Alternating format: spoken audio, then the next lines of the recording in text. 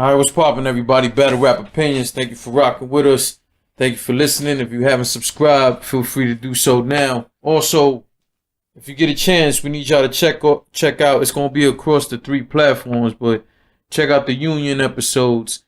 That's myself, Visual, and DME Detroit. The first few episodes will be exclusively on the Battle Rap Boutique platform, and then after that, we'll be switching them around between my platform, all 3 of ours, DME Detroit, everybody. So just be on the lookout for that. So far, we're getting a lot of good responses from it. In the time where all the bloggers are beefing with each other, we decided to come together and keep it about battle rap. So we got a guest on the phone. Introduce yourself, homie. Yo, what's good out there, y'all? This your boy Mix White, aka Home, Fresh One Five, all day, every day. Even when I'm out of state, I'm in a New York state of mind. Salute to my boy, the J Legend, with much respect. I've been following you for a while, and I love the movement. I'm definitely appreciate you having me on your platform, making me a part of the show today, fam. Yeah, of course, man. Thank you for rocking with me. Let's draw it back a little bit in time, man. So everybody has a point where they fall in love with hip hop or battle rap, which to me they're one and the same. Battle rap is a huge part of what I look at as the beginning elements of hip hop. So as far back you can go, both musically and battle rap wise, man, what drew you to the culture? What drew me to the culture, honestly, as far back as I could go, the first rap that I ever fell in love with, or the first video, was EPMD. So what you saying? When I heard that just brought me to a whole nother lighter rap. It was just the video, the concept, the music, the beat, the lyrics, with everything. Yeah, that took it right there for me as far as music going. If we talk about battle rap wise, the first time that I really witnessed and enjoyed the battle rap right in front of me live, I say we have to take it back to my boy Party Arty, aka P80. May he rest in peace, against Murda Mook in front of the Adam Clayton Powell Jr. State Building on 125th Street, back home in Harlem. When I witnessed that, I knew battle rap was something at that standpoint. So you talk about Party Arty, and that's a big reason I want to speak to you, because I've never came across anyone who knew him on a personal level. I came across different people who said they might have did something with him music-wise or have been at one of the battles, but yet to speak to anyone who's spent time around him and had conversations with him. He's clearly going to be cemented as one of the beginning, I guess, pioneers, so to speak, of what we know as current battle rap. To me, he had a crazy, unique style, and that's what drew him to me. He seemed more grittier off that battle with Mook. I always felt like he won, and I felt like I identified a little bit more with just the whole way he came at it overall. How close do you think he was as a person to what he was when he was actually what we know of him as a battle rap? Party Arty, what you heard in his lyrics, that's who he was.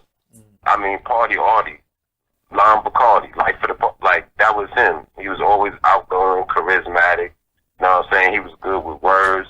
He could sit there and talk to you about life in general. There's been plenty of times where he would just holler at me and be like, "Hey, yo, Nix, come through. Come to the crib. I'm about to make a beat." And we sit there, chop it up while he making a beat on the PlayStation. We go back that far back. So Party Arty was exactly what he said in his lyrics. Wasn't nothing fabricated. He didn't exaggerate nothing. He was just one of them older niggas that was nice with his, and he could hold it down. He'll sit there and freestyle with you all night on the park bench. Me and him have done it plenty of times back in the day. Party Arty was the real deal. When he passed away, I felt some type of way about that, because it was like, yo, that was my dude. I could just go to Mount Haven, holler at Party and be like, yo, where you at? You at the crib? I'm coming up. Or, yo, meet me at my brother's crib. I'm out here in Mount Haven. And I'm from Harlem. I'm from Grand Projects, but I always had love in the Bronx. And, I got a chance to meet AG before, Andre the Giant, digging in the crates. And Party Arty was just an all-around good dude. He showed everybody love. I never call him having no beef with nobody, no nothing. He was just a straight-up dude, and he loved rap. And he kept his ear close to the street. And if there was a cipher going on, he was close by it 9 times out of 10. Party Arty was going to rhyme next in that cipher. There was never going to be a cipher where he couldn't rhyme in it. So, man, you mentioned the digging in the crates part, especially people from the battle rap culture. I don't think they understand the link between the two. Can you explain that a little bit deeper? Digging in the crates, Showbiz, AG, Fat Joe, Lord Finesse, Party Arty. Now I mean, there was a couple of times where Party Arty used to go on the road with the Kicking the Crates crew. Plenty where he wasn't around in the projects because he was on the road with them. Digging in the Crates, they just, when I mention the name Lord Finesse, we going way back. Oh now, yeah. When I was a little dude. Now Lord Finesse was one of those. He was nice with his. Of course, everybody know who Fat Joe is. Back when Flo Joe was out, Yeah. and then Showbiz and AG, that was like one of the dopest dynamic duos in hip hop at that point in time. So Digging in the Crates, that's pioneer. What? Sorry to cut you off, but wasn't it also OC? Oski. Yeah. And they was even messing with my boy Big L. Yeah, that was gonna be my next question. I mean, you can't leave. You can't mention Harlem without saying Big L. You can't say Digging in the Crates without saying Big L. Like, so definitely. I mean, Digging in the Crates was a crew that it was like a formidable, reputable crew, and you had to be nice to mess with Digging in the Crates. It wasn't no, yo, you cool, so just come on. Nah, if you was digging in the Crates, you was nice.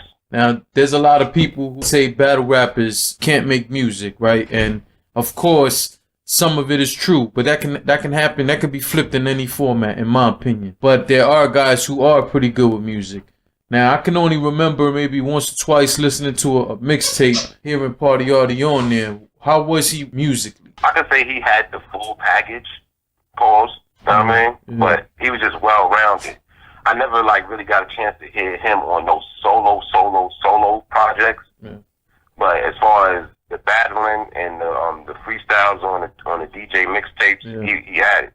I never had a chance to really listen to, like, when I went to his crib and he was like, hey, yo, Nick, I just did this right quick in the studio and get out, check it out. I never had a chance to hear none of that, and I probably would have got a chance if he didn't pass unexpectedly like that. I believe that Party Arty would be able to make music as well as battle simply for the company that he kept with being around Digging in the Crates. Because can't nobody tell me that Fat Joe, Showbiz, AG, and them, they didn't know how to make songs. They made songs, you know what I mean, and hits too in the streets. So, and of course, I guess they probably fed off each other. Party Arty being the street battler, then everybody else being from the streets, and then they implement how to tweak it and make the songs and stuff. So I think they all fed off each other. But I strongly think Party Arty probably would have had songs in the stash. I just never got a chance to personally hear them myself. So you speak about that battle with him and Mook, legendary. And of course, to me, then this is my opinion, we're currently in a situation in battle rap where people look down on newcomers to battle rap. There's this thing where people who've been following battle rap for a while, if a newcomer comes along battle rap and isn't aware of someone or isn't aware that a certain battle already took place, people look down on them and shit on them. Where to me, I just look at it as an opportunity to educate somebody on our culture.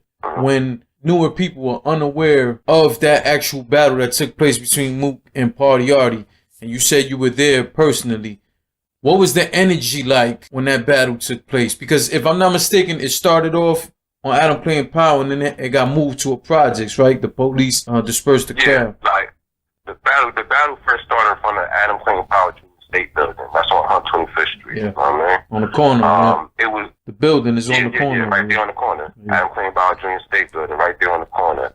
And I mean, it was packed out there that day. You would have thought that it was like a mini concert going on. It was packed. It was lit. You know what I mean? Everybody was out there. Me, I'm personally from Grant Projects. That's down 125th Street. And then St. Nick Projects is around the corner from the Adam Clayton Power Junior State Building. So it's like everybody was there. And then, of course, with Mook being from downtown 110th Street, 116th, you know, he had his peoples from up there, too. And then Party Arty being from Mount Haven, the Bronx, he had his peoples there, too. So it was like, it seemed like it was like a mini fest going on, a mini block party. And once it just started going and you could hear everything that's going on, it's like, yo. And I'm not going to knock nobody. Mook was going in. Party Arty was going in. But at that point in time, I know Party Arty on a personal level. So what he was saying, I was resonating more with. Like, he was like, when you was in diapers, I was in ciphers. My favorite. Spitting with lifers. Like, know what I mean? I could relate to that. Mook was saying some hot shit too. But now I mean, Party Arty in front of the building, the state building, I think Party Arty may have snatched those rounds.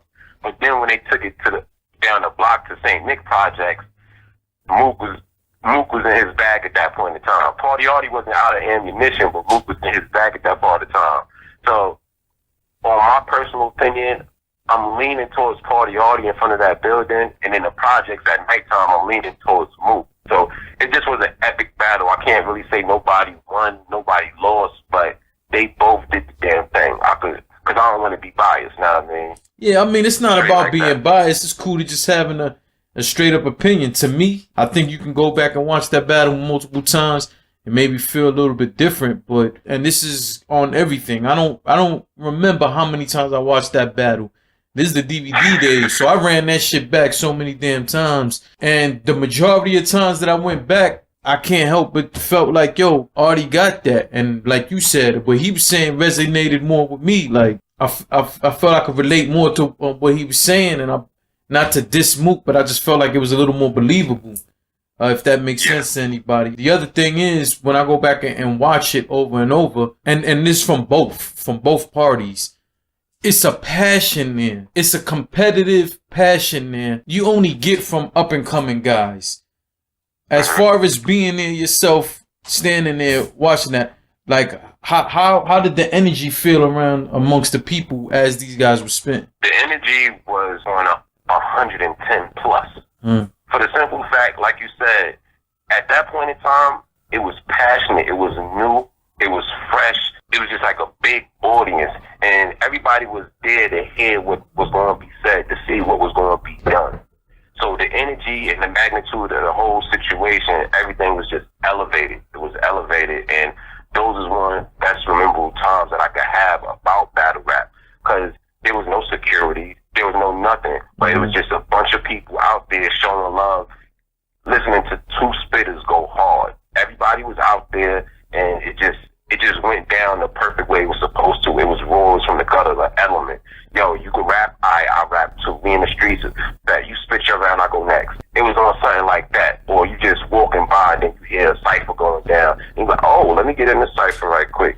Like, the energy, the positivity, it was way different back then. And definitely, when you spoke on the hunger, you could definitely hear the hunger was there. Because, I mean, Party Arty, he was already well known. And Mook, he was known around the block, but Mook wanted his name known and solidified as far as being one of the nicest battlers. Yeah. So they both had a point to prove, and it was just nothing but positive energy out there. It was electric. Just going off, listening to everything going on in the DVD and the footage and everything, you can just feel it through the footage. Exactly. You know what I'm saying? Intensity, just everything is just there, man, and it just makes you wish that Arty had more time on this earth, because you know, like I said, I just always felt like I related a little more to what he was spinning. As far as the actual battle, if I'm not mistaken, I believe the footage that's available was around 3 rounds, but someone told me, and I don't know how true this is, that the shit actually went more than 3 rounds. Is that true or false? That's true. It was more than,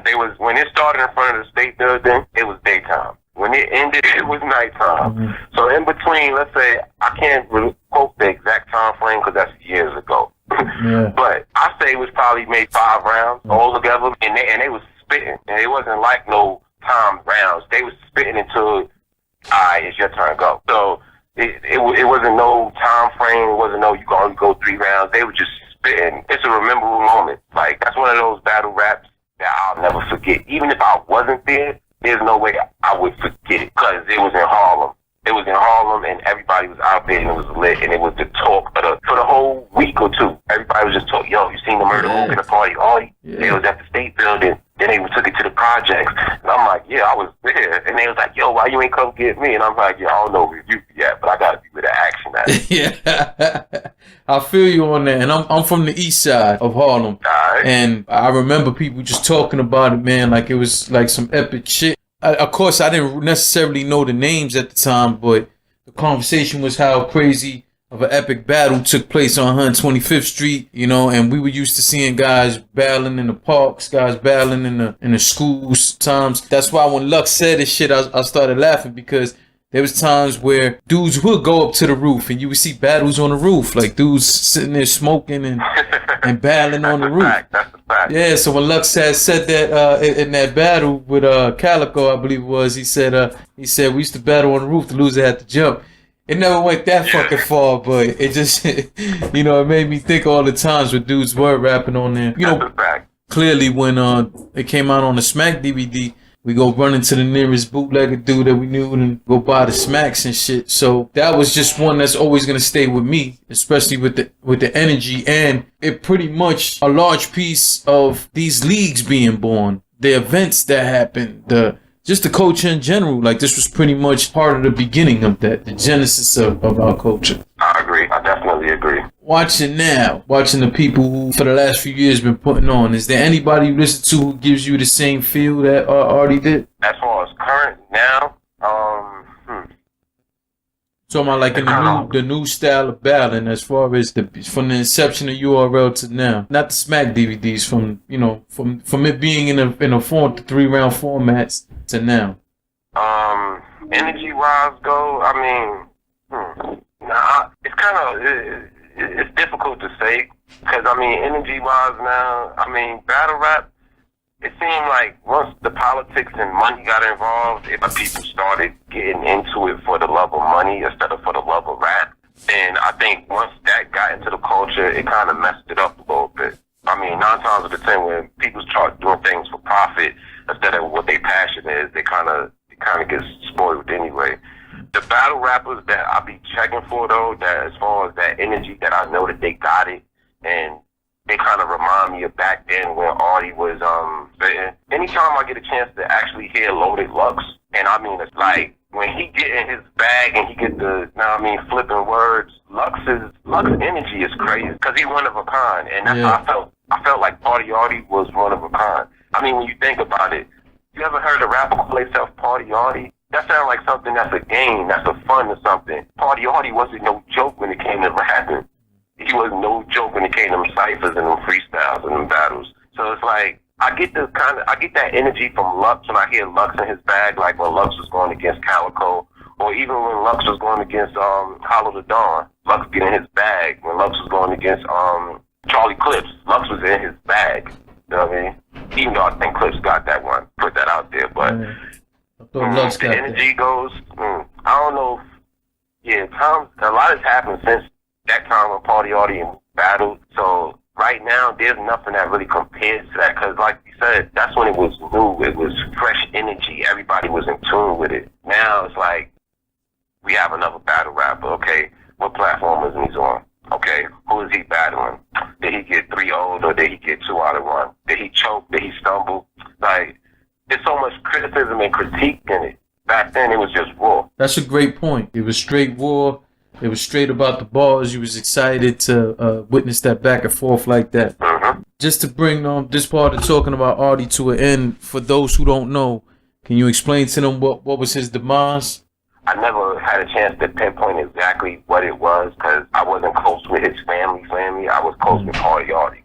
But from the information that was provided in the streets of town, they were saying Party got sick. That's what they were saying. And now, am I saying that's what happened exactly? No, I'm not. I'm just saying that's what the streets were saying. Nobody shot Party Arty. Nobody killed Party Arty. He ain't had no beef. He got sick, and then they couldn't help him. And then the next thing I knew, my man that I used to rock with wasn't there no more. And, you know, it messed me up for a while.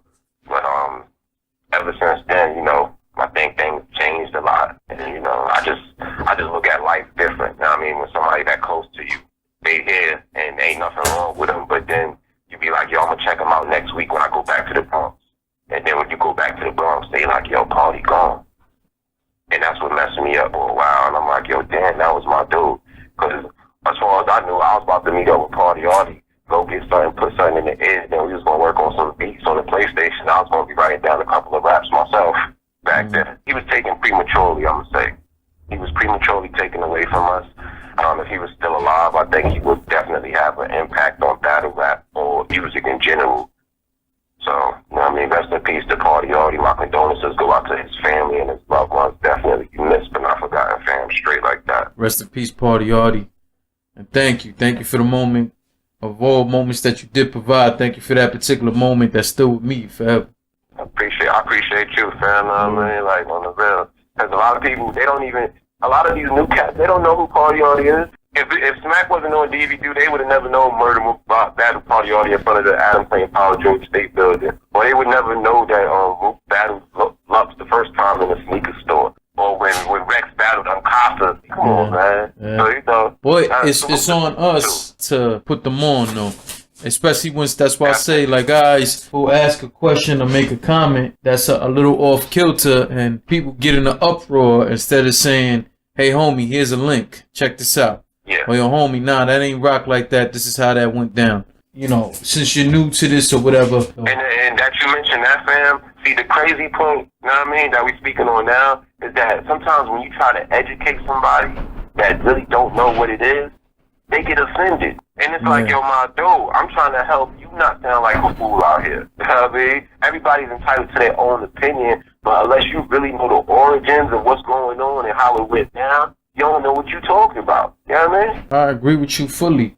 Before we get up out of here, man, let the people know where they can find you, man. And anything else you want to say, shout out, anything you want, man. The floor is yours. Alright, bet. Good look, fam. Well, holla at your boy. This your boy, Nick's White. Harlem Fresh 125 all day, every day, even when I'm out of state. I'm in a New York state of mind. I'm straight out of Grant Projects on 25th Street, between Morningside and Amsterdam. Salute to the whole Grant. Salute to the whole Harlem. Salute to my guy, Jay Legend. You already know what it is. Salute to Battle Rap, everybody else, and everybody that's just participating to make Battle Rap better for everything.